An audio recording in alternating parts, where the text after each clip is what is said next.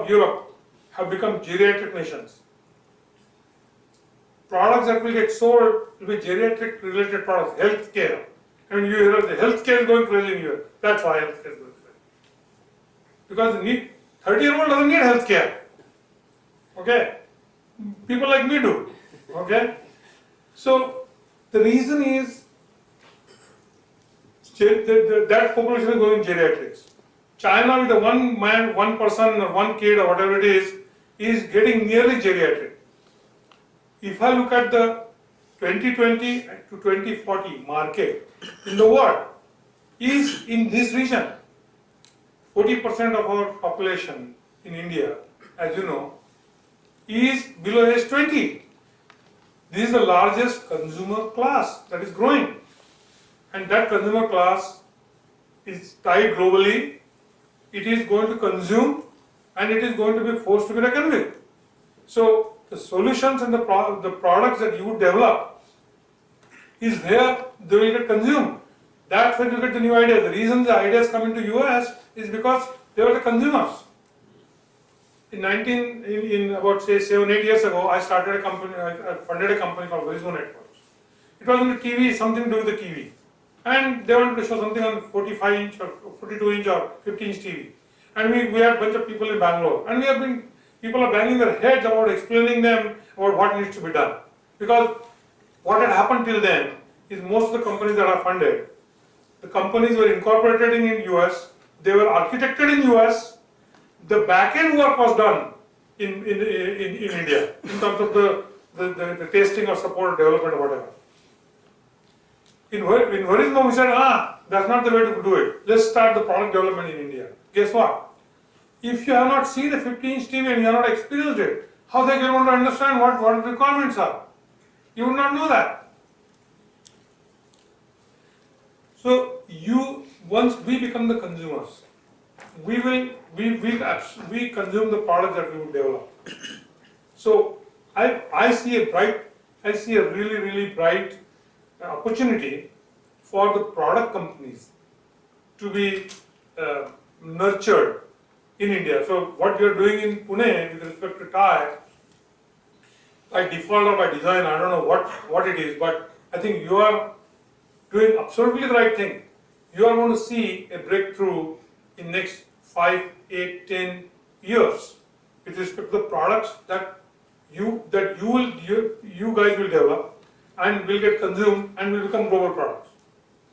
I sincerely believe that. Now, external factors we talked about, they are there. To develop product, what do you need? Well, you need consumers. Okay, you need good product developers. You need good management teams.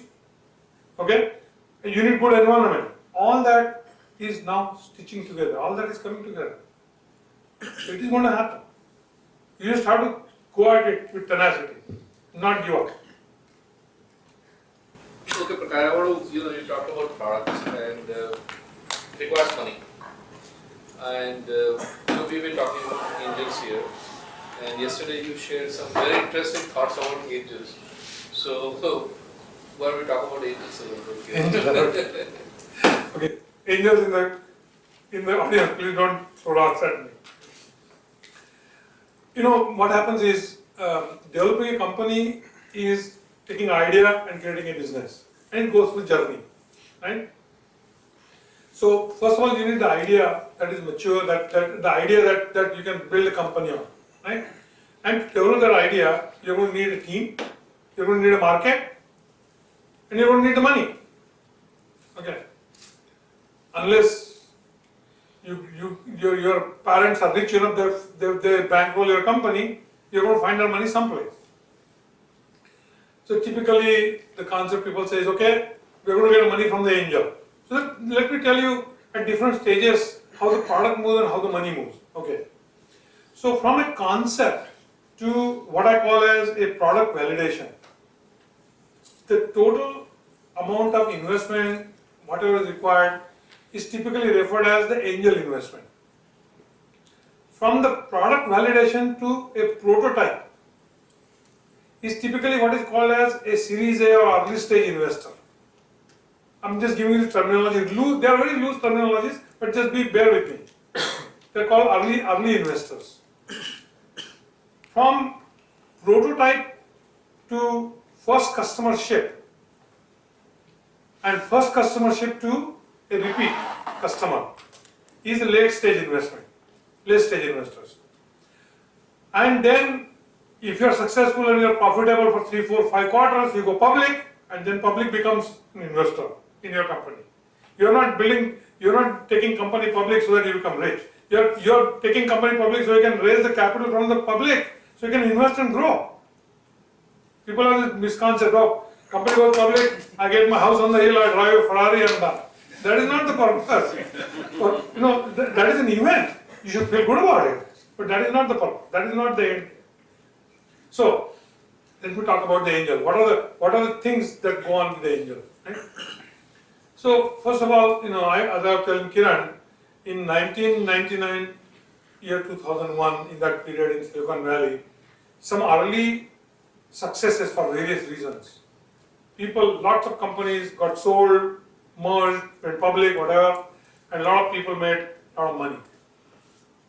So in one TACON conference, they asked me to talk about the angels and how do you fund a company, and similar questions that he asked. So a thought came to me. I said, it's very interesting. We look at angel as monolith. They are not monolith. Angels come in different shapes and sizes. And look at the message behind it, but not what I'm telling you. So the first type of angels, sometimes you will refer to as, I call them corporate angels. So some senior executive at some corporate, holding a well-known position, you see their pictures in the paper all the time, whatever, they want to become a mentor to you, they start guiding you. 3, 4, 6 months, because they never have a company themselves, they are sitting in a very cushy, very wonderful job. Okay? And at the end of 6 months, they will write you a 2 lakh rupee check, which may last you 1 month of your burn rate and your time. Corporate angels. There are, I call sleeping angels. It's our dead money. People who don't understand what you're doing, don't have a clue, they'll write you a check and they go to sleep. And lo and behold, and I'll tell you, it happened with me, lo and behold, as the company is going to exit or company is going to go public or some transaction going to happen, all of a sudden you get a call, hey Prakash, how are things going? You're, who? Who is this? So, remember, I wrote you $50,000 check, as part of that. I haven't heard anything from you. We sent you annual notices, whatever, you never always ignore. How the heck did you find out something is happening with the company? Sometimes they get, their network is very, very light. They don't want to be part of it, they don't want to help you, but they are there to collect. Sleeping angels. Then there are Banchuke angels. You read about them in the papers, you read them about, XYZ, Kanwal Reiki, Kodla, you know they exist. But you can reach them. They're Banchuke, been there, done that, they're there. There are other kinds. There are Hell's angels. They'll give you money and they'll make your life hell. Until you exit. So, I'm putting it in a facetious way, but the reason I'm sharing this with you is because you need to understand that when you are taking money from an angel, why you are taking that money? Are you taking money for the sake of taking money? Then be clear. The angel investment comes with not only money, but that angel hopefully is somehow helping you, guiding you, opening up his or her networking to you, doing something for you, right? That is very, very crucial. That help is very, very important to grow the company, because you are doing it for the first time. You don't know where things lie. Things get lost, right? Then early stage companies or VCs who may not actively get engaged with the company, but they will definitely help you fill the management team. Angels will get you from the product to a product validation. They can help you guide through that process. They may go to the next stage, but mostly I'm telling you. if you find the right VC